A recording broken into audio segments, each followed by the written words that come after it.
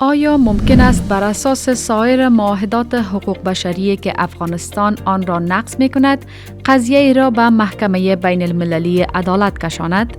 تنها قضیه هایی را می توان در محکمه تحت معاهدات تشکیل داد که صلاحیت محکمه را به رسمیت می شناسند.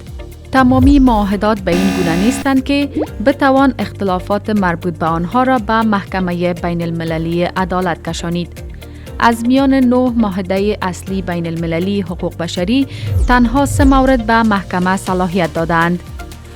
کنوانسیون رفع کلیه اشکال تبعیض علیه زنان یا سدا CEDAW، کنوانسیون منع انواع تبعیض نژادی یا CERD و کنوانسیون منع شکنجه یا CAT.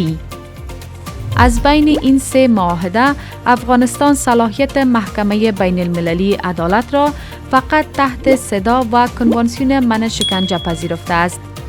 امکان تشکیل قضیه علیه افغانستان تحت کنوانسیون منع شکنجه نیز وجود دارد. مشروط بر این که کشوری که قضیه را تشکیل می دهد نیز صلاحیت محکمه را تحت این معاهده به رسمیت شناخته باشد.